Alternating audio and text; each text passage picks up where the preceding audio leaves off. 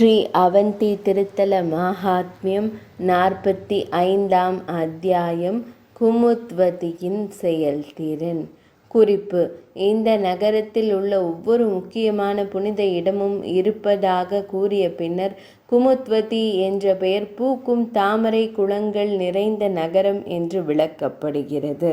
வியாசமா முனிவரே, பாவங்களை மிகவும் அழிக்கும் கதையை கவனமாக கேளுங்கள். இந்த நகரம் பத்மாவதி எவ்வாறு குமுத்வதி ஆனது என்பதை விளக்குகிறது. லோமாஷா எனக்கு கூறியது போலவே நான் இதை சரியாக தங்களுக்கு கூறுகிறேன். லோமாஷா கூறினார்: அன்பானவரே, கேளுங்கள். மிகவும் தகுதியான ஒரு நகரத்தை நான் கண்டேன். ஒருமுறை எனது யாத்திரையின் போது நான் குசஸ்தலிக்கு சென்றேன். பாதுகாக்கப்படுவதற்கு மிகவும் தகுதியான ஒரு புனித இடம் ஹரன் வசிக்கும் இடம். அதை கண்ட மாத்திரத்திலேயே பிராமணவதம் செய்த பாவம் நீங்கும். அந்த நகரத்தில் பிராமணர்கள் எங்கிருந்தாலும் அவர்கள் வேத மந்திரங்களை சத்தமாக உச்சரித்தனர். சடங்குகளை செய்வதில் நிபுணத்துவம் பெற்ற ரித்விக்குகள் மற்றும் புகழ்பெற்ற முனிவர்கள் பல்வேறு வகையான யக்ஞங்களை மிகுந்த செறிவுடன் செய்கிறார்கள். அந்த முனிவர்களின் கற்பு மனைவிகளும் அவர்களை சந்திக்கிறார்கள். பகவான் ஸ்ரீ மகாவிஷ்ணுவை போல 10 அவதாரங்கள் பிரபலமானவை. அவர்கள் அனைவரும் அங்கே வசிக்கிறார்கள். பல்வேறு கடவுள்கள், தேவர்கள் போன்றோர் தேவர்களின் தலைவர்களின் இறைவனான உமாவின் நாயகனான சிவபெருமானை உபாசனை செய்து வருகிறார்கள், வணக்கம் செலுத்தி வருகிறார்கள். அவர்கள் 11 ருத்ரர்கள், 12 ஆதித்யர்கள், அதாவது சூரியன்கள், 8 வசுக்கள், 13 நன்கு அறியப்பட்ட விஸ்வ தேவர்கள், 8 கால் யானைகள், 14 மனுக்கள், தேவேந்திரனை தலைவராக கொண்ட முழு மருத்துவ குழு, கந்தர்வர்கள், அப்சர பெண்கள், கிண்ணறர்கள், அரவங்கள் மற்றும் ராட்சசர்கள், சித்தர்கள், துறவிகள், அன்பானவர்கள், இவர்கள் அனைவரும் அங்கேயே இருக்கிறார்கள்.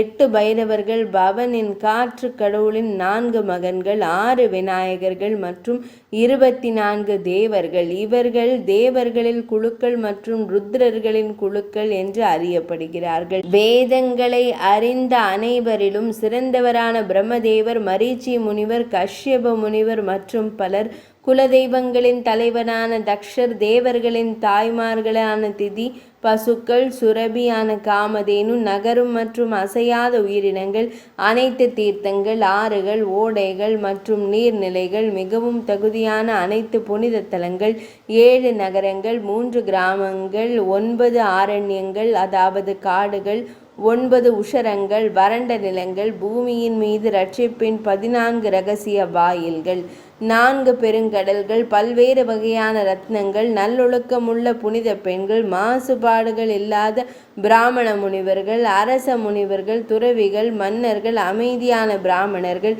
வேதங்களின் எஜமானர்கள், வேதங்கள், புராணங்கள், ஸ்மிருதி நூல்கள், காதாக்கள், கீதைகள், பிரகலேகாக்கள், புதிர்கள், இவர்கள் அனைவரும் தேவி உமாவின் நாயகரான ஈசனாரை வழிபட்டனர். அதை கண்டவுடனேயே நான் காய்ச்சலால் ஏற்படும் உற்சாகம் மற்றும் அசுத்தங்கள் இல்லாமல் நீண்ட ஆயுளுடன் நீண்ட தவத்தால் ஏற்படும் முதுமை மற்றும் நோய்களிலிருந்து விடுபட்டேன். அனைத்து தீர்த்தங்களிலும் புனித நீராடி தூய்மையாகவும் அமைதியாகவும் ஆனேன். என் மனம் மகிழ்ச்சி அடைந்தது. எல்லா வகையான பாவங்களையும் வெறுத்தேன். அனைத்து தேசத்திற்குரிய ஆசைகளையும் நிறைவேற்றும் தூய பத்மாவதியை கண்டதும் நான் மகிழ்ச்சி அடைந்தேன். அங்கு எந்த நோயாளியோ அல்லது துக்கமடைந்த மனிதனோ காணப்படவில்லை. துன்பகரமானவராகவோ, ஏழையோ, முட்டாள்களோ, காம வெறியரோ, பணக்காரர்களோ, புலன்களின் மீது கட்டுப்பாடு இல்லாதவர்கள் இல்லை. மனிதர்களிலோ அல்லது மிருகத்தனமான உயிரினங்களிலோ மற்றவர்களுக்கு விரோதமாக எவரும் காணப்படவில்லை. அவர்கள் அனைவரும் ஒருவருக்கொருவர் நட்பாக இருக்கிறார்கள், ஒருவருக்கொருவர் உதவி செய்கிறார்கள். அனைவருக்கும் மன கட்டுப்பாடும் புலன்களின் மீது கட்டுப்பாடும் இருந்தது.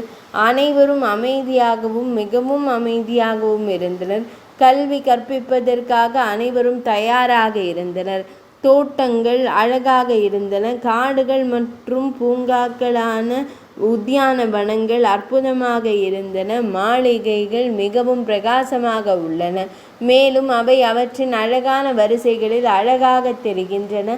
அவை பல்வேறு வகையான மகிமையின் இரத்தினங்களால் பதிக்கப்பட்ட தங்க குவி மாடங்களால் பிரகாசிக்கின்றன. அவை விழாக்கள் மற்றும் இசைக்கருவிகள் மற்றும் குரல் பாடல்களின் எதிரொலிகளுடன் எதிரொலிக்கின்றன. சந்திர முகடு கொண்ட சங்கரர் தோலை அணிந்து தனது உடலில் களிம்புகளைப் போல தகன நிலத்தில் சாம்பலை பூசி தேவி உமையுடன் நிரந்தரமாக வசிக்கிறார். நகரம் எப்போதும் சந்திரனின் முழு இலக்கங்களுடன் முழு கதிர்களால் பிரகாசித்தது. இருள் இல்லை, ஒரு மாதத்தின் இருண்ட பாதி இல்லை, அமாவாசை நாள் இல்லை. அழகும் இளமையும் கொண்ட ஷியாமா நடுத்தர வயது அழகான பெண் போல் அது எப்போதும் பூசிக்கொண்டிருக்கும்.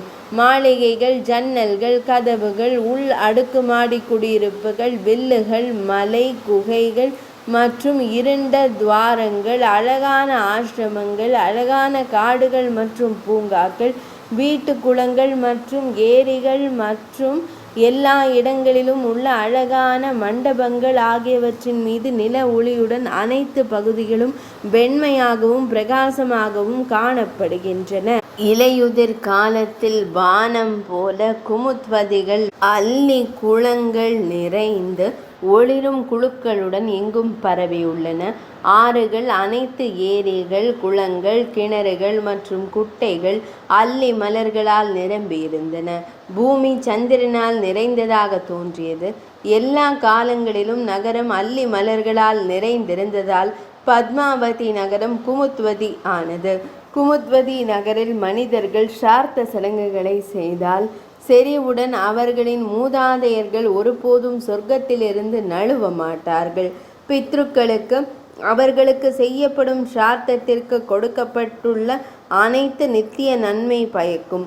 புனித நீராட, தானம், ஹோமம், தெய்வங்களை பிரார்த்திப்பது என எந்த புனித சடங்குகள் அங்கு செய்யப்பட்டாலும் அவை நித்திய நன்மை பயக்கும்.